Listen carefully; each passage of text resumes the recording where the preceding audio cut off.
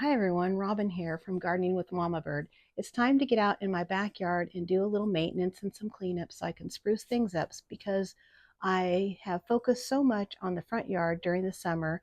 This backyard has been a little bit neglected. So before I get started working in the yard, I'll give you a little tour of all of the area that I plan to clean up, pull out some of the annuals, trim some of the overgrown shrubs and vines, and planting the few plants that I want to put into the garden.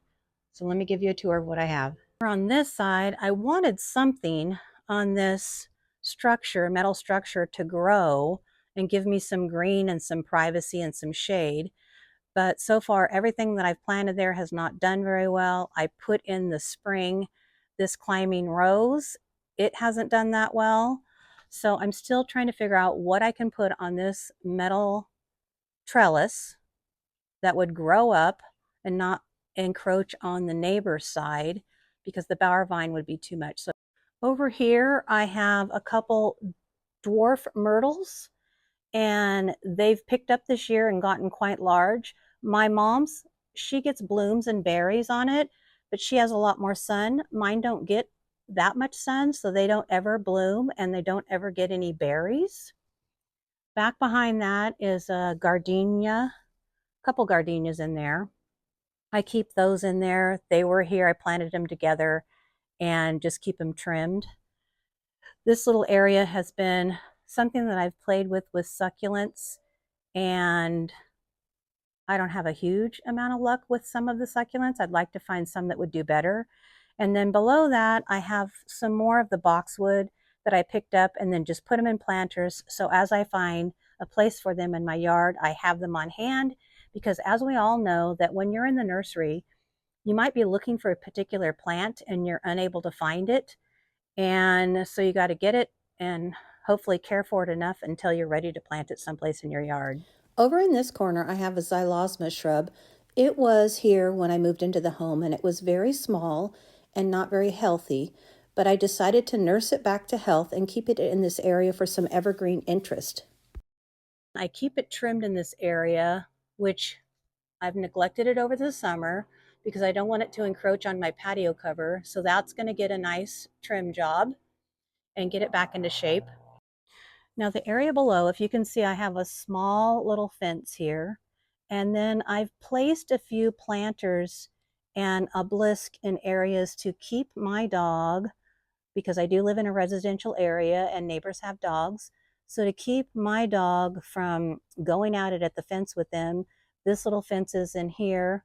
And then this planter is there because I don't want her to jump over along with that obelisk. So I had a little fence here that was just a makeshift. It was a little bit taller, maybe by an inch or so. That's when she jumps, so now I got to figure out maybe how to raise it a bit. So that's kind of a work in progress. Here I have a bower vine, which grows very fast, and it does get blooms. However, it doesn't get as many blooms since I added the patio cover, and it shades the vine, so it lacks the sun it needs to get many blooms. Before I had the patio cover installed, it received full sun and it was always covered with blooms and it was very pretty. But now I just enjoy the greenery that it provides. And I will say I'm super lucky that my neighbors enjoy it just as well as I do, because if you can see, it vines up and it will attach themselves. Can you see this right here to their photinia? So I have to get out here and make sure I clip it so it's not invasive on their tree, but he also helps me keep it trimmed on the other side. And as you can see, I haven't been out here for a while. There are lots of vining that needs to be trimmed off on this. Down below the bower vine, I planted impatiens. They were in there nice and full and lush. However, recently I have either a vole or some rats that are running through this area, and I find them out here at night and just tearing it up and ruining this little garden area. But I have a plan for that. Then I have a hydrangea that needs to be relocated because it doesn't get enough sun or produce very many blooms. As you can see right now, it's leaning and reaching for more sunlight. So hopefully it will be happier in a new place. Let's get started by cleaning out this hanging basket that has some creeping Jenny in it. I'm not going to trim it all back because sometimes a little bit of it may die back during the winter depending on how cold it gets, but most of the time it will flush back out again. Here I'm trimming out some super bells, which I had during the summer, and it did very well. For a while, one of the colors would die out, and I think it was the purple that I didn't have as much luck with as the pink. But I do want to keep the creeping Jenny in here and see if it winters over. As for the dwarf myrtle, I'm just going to use my pruning shears and give them a little bit of a pruning job. I could have used some head shears, which have gone much faster and probably shaped them in a better shape. This flower pot that had this topiary had some annuals and a vine. The vine probably would have held over until spring, but I decided after this video I was tearing it out to make it look much cleaner. Now it's time to remove the fence so I can get to things. I really wish I didn't have to have this fence, but for the sake of the dogs and my plants, it will be going back in place once I clean out the area. Miss Emmy Lou is keeping an eye as to what I am doing. She's the one that has to stay out of this area.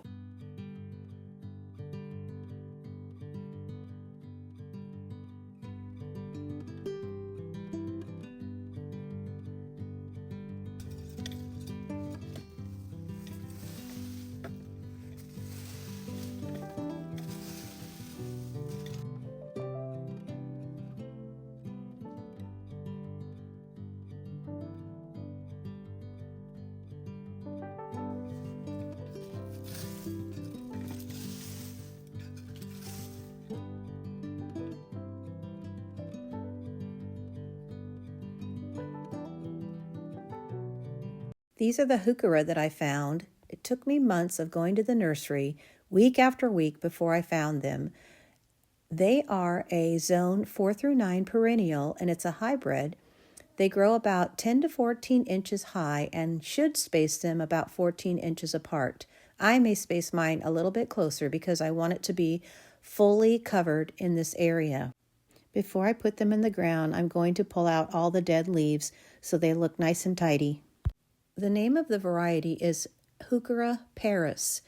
On the card, it actually looks like it's a red-toned flower, but the plant that I have already, which inspired me to get more, is more of a deep pink color that I truly love the color in the garden.